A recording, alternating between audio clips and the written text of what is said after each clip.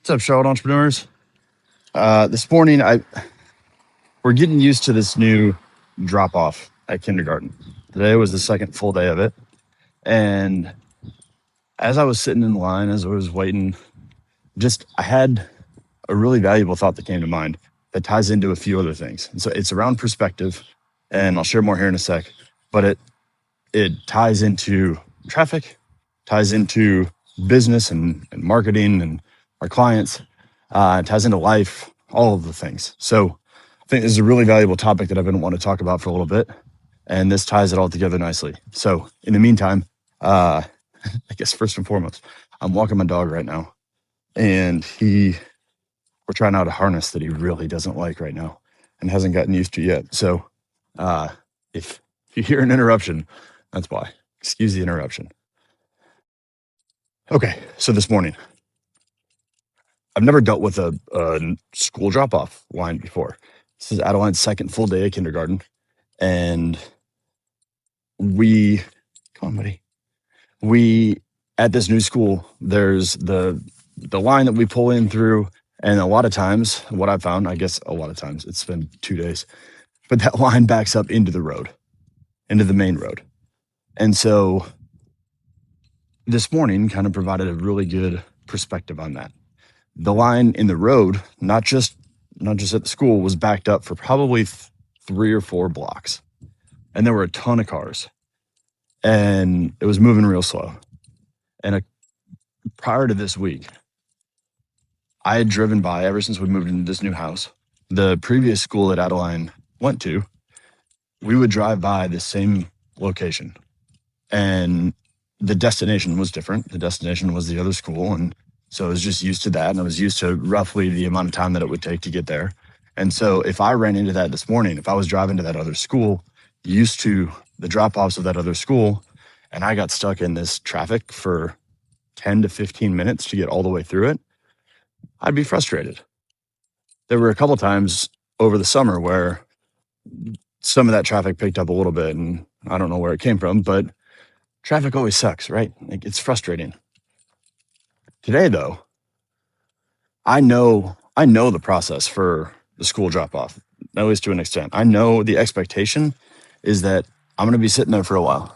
I know that I'm going to get in line, and we're going to slowly crawl through the line, and eventually the teacher's going to walk up, and that line's going to get out, and I'm going to go drive away.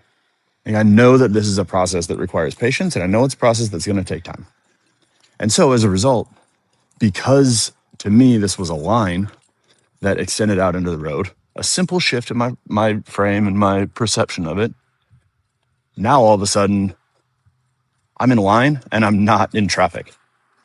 And to me, that distinction was totally different. I didn't feel impatient sitting in line because it was a drop-off line. I expected it. And I think there's so many times in our lives that the expectations that we have can frustrate us if we don't open up and expand our mind a little bit. And perspective, I think, is one of the most important things that we can have. Our experience, the way that we think is dictated and driven largely by the experiences that we have and the narrow perception that we have. And if you think about the kind of the classic image of 2 people standing on either side of a chalk-drawn 6 on the ground, one person is yelling, "It's a 6, you idiot." And the other one is yelling back, "No, it's obviously a 9. And that's perception. That's perspective. It isn't until you walk around to the other side and you see how the other person sees something and you see another situation that you can understand that maybe your way, maybe your image, maybe the reason that you're frustrated and you think that everybody else is stupid and wrong, maybe that's not the only way. And I think so there's 2 other ways that this applies. There's a bunch of them, but there's 2 that I'll share today. My friend Candace is hosting an event on September 25 called Warrior Defined. And I'm super excited about it because I'm speaking at it too, and I'm going to be on a panel. And it's a men's conference to really open up and have conversations about men taking care of their health and their mental health in particular. And this is a topic that can be challenging. because, and it's challenging for everyone, but this event is specifically driven towards men. So I'm going to talk through that lens for a moment. I've felt this as the Army, infantryman, Ranger graduate, all of these things that mean that the way that you process any problems is just to stuff it down and ignore it, act like it never happened, put on the happy face, act like you're all good, make sure no one ever sees you sweat, or make damn sure that they don't see you cry. Because what kind of man does that?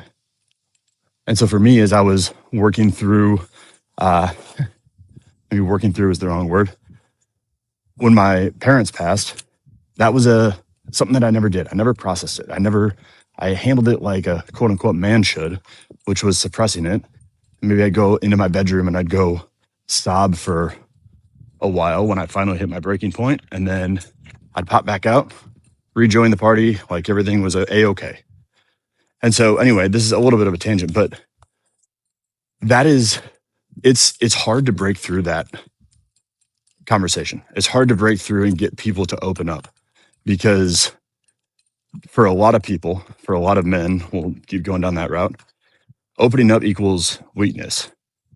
Vulnerability and showing that it's not okay means that there's something wrong with you. It means that you're broken. At least that's how we equate it in our heads. And also, there's always the measurement game. And so for me, and for a lot of people in the military, for example, there's different stages and levels of suffering. So, well, if you didn't suffer as much as I did, then I'm better than you. And therefore, you shouldn't talk about what you struggled with or what you went through. If you saw some terrible shit in Iraq or Afghanistan, and I didn't, then how can I possibly talk about any type of struggles? And so there's just this constant comparison to everyone around us. And so there's one side of that where there's just the idea that everybody's dealing with their own shit and you never know what someone else is going through. And so don't judge how they react and what it is that, don't judge their trauma because yours is greater, or vice versa. Don't downplay yours because theirs might be greater. That's one side of this perspective piece. But the other piece of this, as it relates to Warrior Defined, and the reason that I brought it up is because last week on our mastermind call within the community, Candace was sharing a little bit about it. And we were able to bring together the community to talk about this from a different perspective. So she has worked with a lot of men who have had some of these struggles, and she's helped them work through it.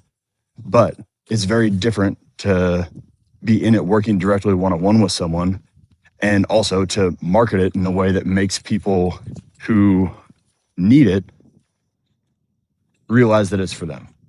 And so the perspective piece came into play from a marketing and messaging side, just like for any of us. It doesn't matter what you think that you deliver to your customer. It matters what your customer thinks that you deliver to them. That's what's the most important thing. My dog dislikes this harness so much that he just found a patch of grass that he's rolling his face around it and trying to get it off. So that is one other version of this perspective that we use in business every day. If we stay in our narrow mindset of our expectations and assumptions of what we do and how the world should see us, if that's the narrow assumption that we get stuck in, well, then business isn't going to go very well, right?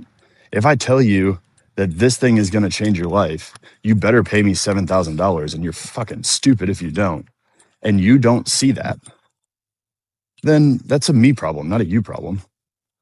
And it's not until I see your perspective, until I hear what you see about my product, until I hear what it is that your pain points are so I can speak to your pain points, then I can make sure that the solution that I have addresses the problem that you have. And now we're talking on the same page.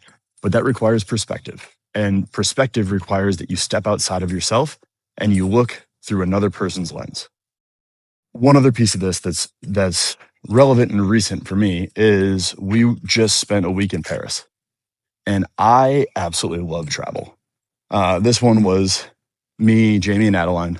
We spent a week out there and saw a whole bunch of different stuff. We walked God knows how many miles around the city of Paris, and I absolutely loved it. the architecture, the culture, the history, the people, the food, all of these things. And part of the reason that I love travel, whether it's international travel, whether it's even just seeing other areas outside of your home and outside of the place that you grew up. I live in Matthews, North Carolina. And if you've never left Matthews your entire life, then your perception of the world is pretty limited, right? When you start to see what the subways of New York look like and what it's like to move around a massive city and the hustle and bustle of it, when you see the perspective of another country, another culture, the way that people live, you understand them better. And so it's very easy to be judgmental about who people are and what they may think and how they may act. But until you take a little bit of time to try to understand them, it's all just judgment. And one of the funny things about the Paris trip is there's always people that warn and talk about how rude and how big of assholes Parisians are. And sure, there can be.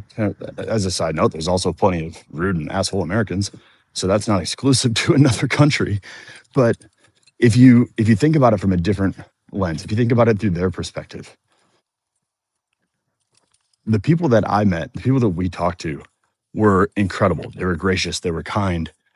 And we made an attempt to understand their culture more. We oh man, I butchered some French while I was over there. But I made an attempt. I didn't expect everybody to just, I don't know, cater to me all the time. Although that happened plenty because I couldn't speak French worth a shit. But there's a level of respect. And at the end of the day, I think a lot of this comes down to respect and understanding. There's a level of respect that comes from, or there's a level of respect that I think is really important to display to other people that helps them understand that you care. And that also requires kind of a genuine desire to care. But by seeing these people, by trying to speak their language a little bit, they were incredible. They were gracious, they were kind, they were fun.